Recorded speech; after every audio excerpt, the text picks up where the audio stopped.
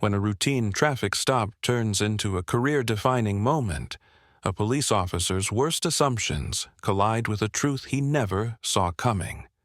His target? A man who holds his future in his hands. The sun was setting over Sacramento, the sky streaked with gold and amber. Eric Porter was on his way home, his sedan humming softly as he adjusted the air conditioning, eager to shake off the day's stress.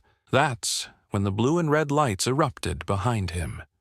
He pulled over, and Officer Bradley Larson stepped out. Eric had no idea his calm drive home was about to become a moment he would never forget. Before we dive in, tell us where you're watching from. Stay till the end, you won't believe how this one ends. The air felt warm as the sun dipped lower over Sacramento, painting the city in shades of gold and deep orange. The streets buzzed with life, but inside his car, Eric Porter was at ease. He had spent the entire day in meetings, and now all he wanted was to get home, kick off his shoes, and relax. His sedan hummed smoothly beneath him, the faint sound of the radio filling the quiet. He adjusted the air conditioning, letting out a slow breath. Just a few more minutes, and he'd be home. Then came the sharp flash of red and blue lights in his rearview mirror. His heart didn't race. He had done nothing wrong. Still, he sighed as he pulled over to the side of the road. He had seen this play out before. Behind him, the police cruiser came to a stop. The driver's door opened, and out stepped Officer Bradley Larson, mid-30s, buzz-cut, and the swagger of a man who enjoyed being in control. He adjusted his belt as he walked up to Eric's window, his badge gleaming in the last light of the sun. His face held that familiar expression Eric had seen on officers like him before, the look of someone who had already made up his mind. Eric rolled down his window, his face calm, his hands resting on the steering wheel. He had no idea this moment was about to turn into something much bigger than just a traffic stop. The air was still, heavy with the last warmth of the setting sun. The city moved around them, cars passing by, people walking on sidewalks, unaware of what was happening in this one moment. Eric Porter stood beside his car, his face calm, his body relaxed. But inside, he knew exactly what was happening. He had been here before. Maybe not in this exact place, not with this exact officer, but he had lived through this moment too many times to count. The officer in front of him wasn't looking for a reason. He was looking for an excuse. Officer Bradley Larson held Eric's license in his hand, flipping it between his fingers. His eyes weren't focused on the name, the address, or the details that should have told him everything he needed to know. Instead, he was looking at Eric like he was a puzzle that didn't quite fit. A man in a suit, driving a nice car, speaking with confidence. It unsettled him. His voice was low but firm, the kind of tone that let people know he was in charge. "You're not from around here, are you?" Eric had lived in Sacramento for months. His address was printed clearly on his license, but that wasn't really what Larson was asking. It was the way he said it. Eric didn't belong here. He needed to explain why he was driving down this street at this time, in this part of town. He met Larson's gaze, his voice even. "I live here. My address is on the license." Larson barely acknowledged the response, his fingers still flipping the card. "Where were you headed in such a hurry?" Eric's patience was deep, practiced. He wasn't in a hurry. He hadn't been speeding. The light had just turned yellow when he slowed down, but this wasn't about a traffic violation anymore. He knew it. And so did Larson. "Just heading home," Eric said. Larson let the silence hang between them. He was waiting for something, for Eric to fumble, to get nervous, to say something he could twist. But Eric had been in too many rooms, too many situations where he had to stay composed while someone with power tried to push him off balance. Larson took a step back, standing a little taller, adjusting his belt. His voice was sharper now.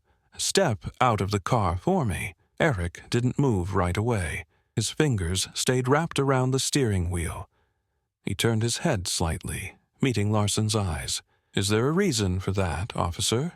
Larson smirked, but it wasn't friendly.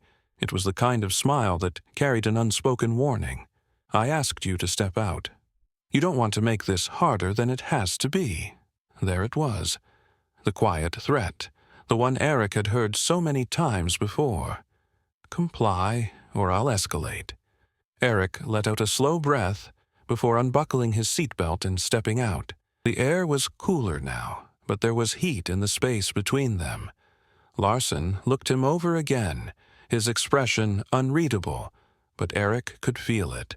The way the officer was trying to make sense of him, the suit, the car, the way he carried himself.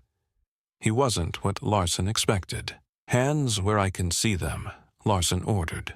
Eric kept his movements deliberate, placing his hands into plain sight. "Turn around. Place your hands on the hood." Eric didn't move right away. His voice was still calm, but this time there was something sharper underneath. "Are you searching me for a reason, officer?" Larson's jaw tightened. "We've had some incidents around here. Just being cautious." Eric turned slightly, just enough to look Larson in the eye. "Incidents involving men in business suits driving sedans? Or does this have more to do with something else?" For the first time, Larson hesitated, just for a second. But Eric caught it. It was there, flickering behind his eyes, the brief moment where he realized Eric saw right through him. Larson recovered quickly. His smirk was back, but it wasn't as strong. "Watch your tone." Eric didn't blink. "I'm simply asking a question." Larson didn't respond right away. Instead, he reached forward, his hands moving quickly, patting Eric down with just a little more force than necessary. Eric stayed still, unmoving. He wouldn't give Larson the satisfaction of flinching. This wasn't about safety. It wasn't about procedure. It was about power. Larson stepped back, shaking his head slightly. He hadn't found anything. Of course, he hadn't. But that wasn't the point. He needed to feel like he had the upper hand. "You seem awfully familiar with how this works," Larson said, his voice carrying something between frustration and curiosity. "Got something to hide?" Eric exhaled slowly. He had spent years in rooms with officers just like Larson. He had heard this tone before, the way they spoke when they knew they were losing control of the situation. "No, officer," Eric said. "I just believe in being clear about the reasons for an interaction like this. Transparency, you know." Larson's fingers twitched at his side. He had expected pushback, but he hadn't expected this. Eric wasn't scared. He wasn't defensive. He was in control. Larson shifted his weight, looking at Eric more closely now. "You seem pretty confident," he muttered. "You think you know what's going to happen next?" Eric tilted his head slightly. "Confidence isn't the issue here, officer. Respect is." Larson froze for just a second. It was almost imperceptible, but Eric saw it, the moment where the officer realized the power had shifted. The words had landed harder than he expected. He straightened up, his face hardening again. The silence stretched between them. Larson was at a crossroads. He could back down, let Eric go, pretend this was just another routine stop, but instead, he doubled down. "Turn around and place your hands on the hood," Larson repeated, his voice clipped. "I need to check for weapons." Eric raised an eyebrow. "Weapons?" His voice was calm, but there was something else there now. A quiet challenge. "Do I look like someone who's carrying a weapon?" Larson's jaw clenched. He was losing this, and he knew it. "I'm not going to ask you again." Eric nodded once, slowly. Then, without a word, he turned and placed his hands flat against the hood of his car. Larson moved in again, this time rougher, pressing harder. But Eric didn't flinch. didn't stiffen, didn't react. And that was the part that really started to get under Larson's skin. After what felt like too long, Larson finally stepped back. "You're clean," he muttered, like it irritated him to admit it. Eric turned, meeting his gaze. "Of course I am." Larson's fingers twitched.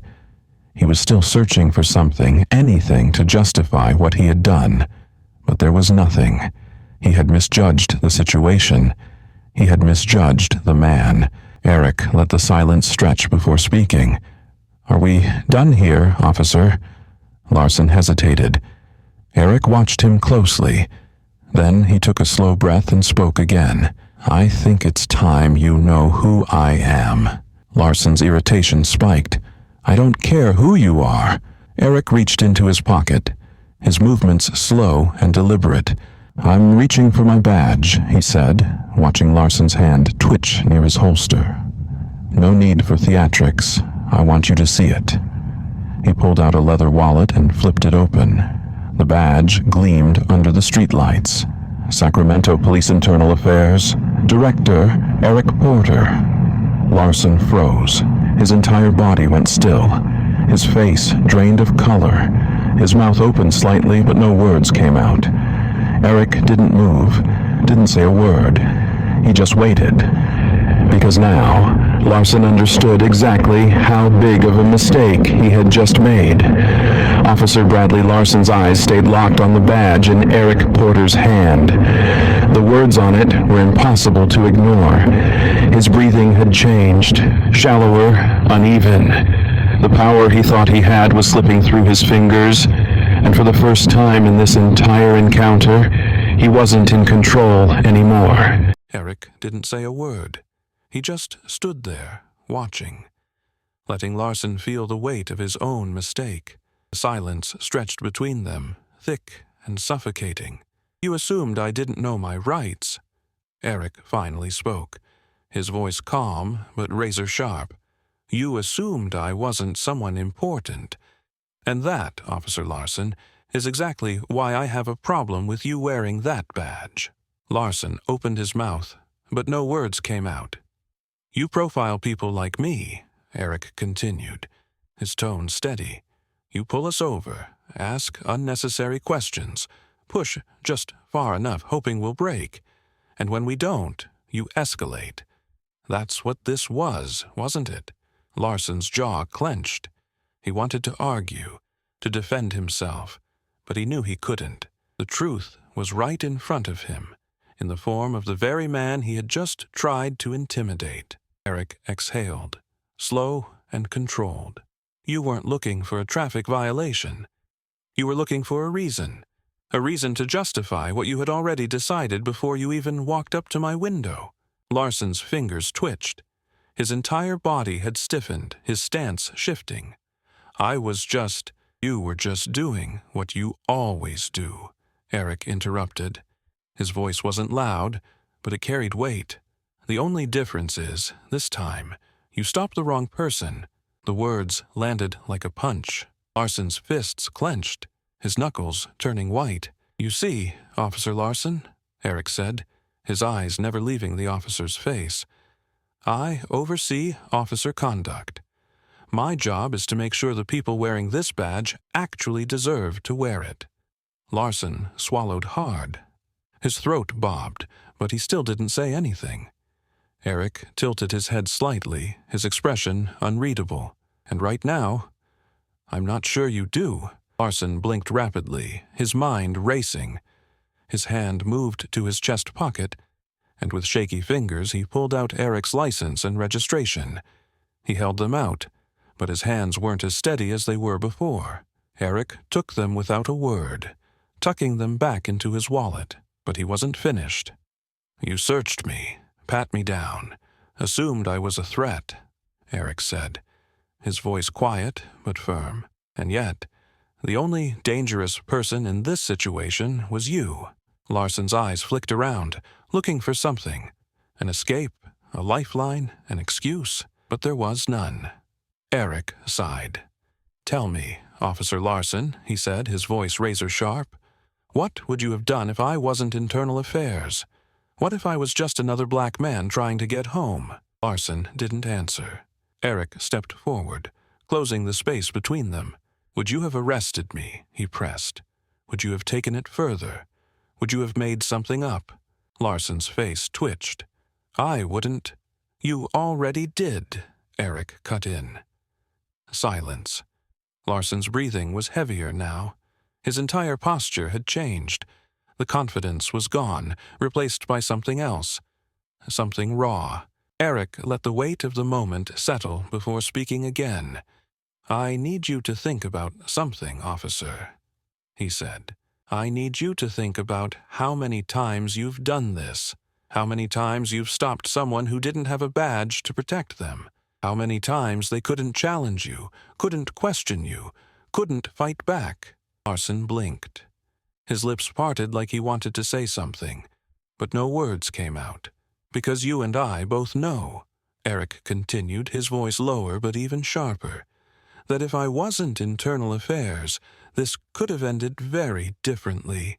A long pause. Larson's breathing was still shallow, his face pale. His fingers twitched at his sides, but he didn't move. Eric exhaled, looking at the officer in front of him. I hope this is the moment that changes you, he said. Because if it isn't, I'll make sure this is the moment that ends you. Larson flinched. Eric took a step back, giving him space, but his voice didn't lose its edge. You're going to take a step back, Eric said. You're going to think very carefully about what you say next, and then you're going to hear from me again. Larson's face hardened. What do you mean? Eric smiled slightly, but it wasn't friendly. Officer Larson, he said, that this conversation is far from over. Larson swallowed hard. His throat bobbed as he tried to process what was happening. He looked like a man whose entire world had just been flipped upside down. Eric exhaled, turning toward his car. He opened the door, sliding in. He placed his hands on the wheel, but before he pulled off, he looked back at Larson one last time. The badge doesn't make you better than anyone, Eric said. It makes you accountable to everyone. Larson didn't move. Eric started the engine, and as he pulled away, he didn't have to look back to know that Larson was still standing there, frozen in place, with the weight of his own actions pressing down on him like never before. Eric Porter drove through the quiet streets, the weight of what had just happened still fresh in his mind. He had handled the situation with patience, control, and restraint, something officers like Larson never had to practice. But the difference between them was clear. Eric had power, not just because of his badge, but because he understood exactly how deep this problem ran. This wasn't just about him. It never was. This was about every person who had been in his place before, the ones who didn't have the authority to demand justice. His phone buzzed. A message flashed across the screen. Chief Daniels, internal review meeting tomorrow. Be there. Eric's grip on the wheel tightened. This was moving faster than he expected. He had spent years investigating misconduct, writing reports, pushing for accountability. But this time, the fight had come to him, and he wasn't backing down. Across town, Officer Bradley Larson sat alone in his squad car, gripping the steering wheel with shaking hands. His mind replayed every moment of the stop, every word Eric had said. He had gone into the encounter expecting compliance, submission, the usual fear that came with his presence. But instead, he had been stripped of all control. He had never felt like this before. He had never had someone flip the script on him so completely. And worst of all, this wasn't going away. He knew it. The next morning, Eric walked into Sacramento Police Department headquarters. The usual greetings from officers felt different today. Some nodded at him, others looked away. Word had spread fast. Larson hadn't been the only one at the scene. His partner had seen everything. And when something like this happened, it never stayed quiet for long. As he stepped into the conference room, Chief Daniels was already waiting, his expression unreadable. He was a man who had seen decades of policing, someone who understood the politics behind the badge just as much as the reality of the streets. He gestured toward a chair. "Sit." Eric pulled out a chair and sat across from him, resting his hands on the table. Daniels leaned forward. "I heard about what happened last night." Eric nodded, waiting. Daniels exhaled. "Officer Larson has been placed under investigation, effective immediately." Eric didn't react. He had expected this. The chief folded his hands together. "This is different, Eric. We've had complaints about him before. Small things, nothing big enough to push suspension. But this?" He let out a breath. "This is big." Eric met his eyes. "Why?" Daniels sighed, rubbing his temples. "Because this time he stopped the wrong person." Silence filled the room. Daniels leaned back in his chair. "What do you want to do about him?" It wasn't a question. It was an acknowledgement that Eric had power in this situation. Eric took a moment before speaking. "This isn't just about Larson," he said finally. "This is about every officer like him. The ones who get away with it because nobody holds them accountable." Daniels studied him for a moment. "How many complaints did he have before this?" Eric asked. Daniels hesitated before answering. 3. Eric's jaw tightened. "And what happened to them?" Daniels exhaled slowly. "They were handled internally." That was the problem. Eric shook his head. "That's not good enough." Daniels leaned back. "Look, you know how this works. If we suspend him, the union's going to push back. If we fire him, they'll say it's excessive force on our own." Eric's voice didn't waver. "Then we don't just fire him." Daniels frowned. "What are you suggesting?" Eric didn't hesitate. "A department-wide review. Not just on him, on every officer with complaints like his. We don't let them hide behind internal discipline. We bring this to the public." Daniels let out a low whistle, shaking his head. "How many people that's going to upset?" "Good," Eric said. "That means we're doing something right." Silence stretched between them. Daniels sighed. "I'll take it to the board." Eric nodded. "And in the meantime, Larson is off the streets." Daniels exhaled. "Done." Eric stood, shaking the chief's hand before leaving the office. He had won the first battle. But this was far from over. Larson would fight back. The system would push back. But Eric wasn't just here to take down one bad officer. He was here to change the system that allowed men like Larson to exist in the first place. And this fight had only just begun. Eric Porter sat at his desk, his eyes scanning the files spread before him. Officer Bradley Larson's name was at the top of one, but that wasn't what mattered most. The real problem wasn't just Larson. It was the system that allowed officers like him to continue working, despite complaints, warnings, and obvious patterns of misconduct. Larson wasn't an isolated case. He was a symptom of something much bigger. The department-wide review had been approved.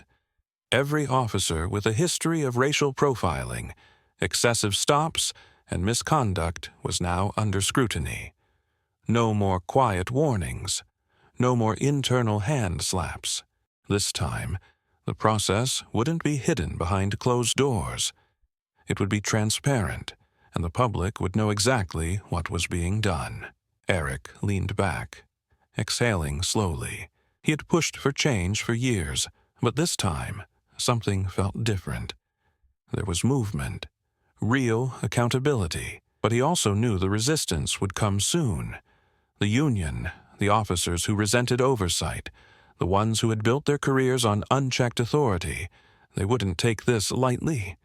A knock at the door pulled him from his thoughts. His assistant, Linda, stepped in, her face serious. "Chief Daniels wants to see you."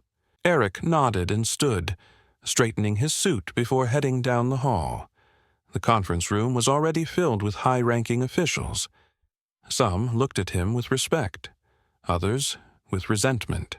Change always made people uncomfortable. Daniels sat at the head of the table. He gave Eric a nod as he entered. "Have a seat." Eric sat, waiting for him to begin. Daniels folded his hands on the table. "We've started reviewing officer complaints, and there's a pattern.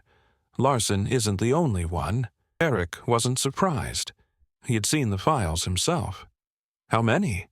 Daniels exhaled. "More than we expected." Eric nodded. "That's exactly why this review was necessary." Another officer, an older man with graying hair, cleared his throat. "The union is already pushing back. They're saying this is excessive, that we're targeting officers unfairly." Eric didn't flinch. "What's excessive is letting officers like Larson stay on the streets after multiple complaints. What's excessive is allowing racial profiling to continue unchecked. If the union has a problem with that, they should be asking themselves why they're defending misconduct." Silence settled over the room. Daniels tapped his fingers against the table. "You're not wrong, but this isn't going to be easy." Eric met his gaze. "It shouldn't be easy. That's the problem. We've made it too easy for bad officers to keep their jobs. That ends now." The woman sitting next to Daniels, an official who had been quiet until now, finally spoke. "What do you want to do with Larson?" Eric didn't hesitate. "He's done. He doesn't deserve to wear that badge." Daniels sighed, rubbing his temples. "You know that's going to be a fight." Eric's voice didn't waver. "Then we fight." The older officer shook his head. "It's not just him. There are others on that list. If we go after one, we have to go after all of them." Eric leaned forward. "That's exactly the point. Every officer with repeated complaints needs to be put under formal review.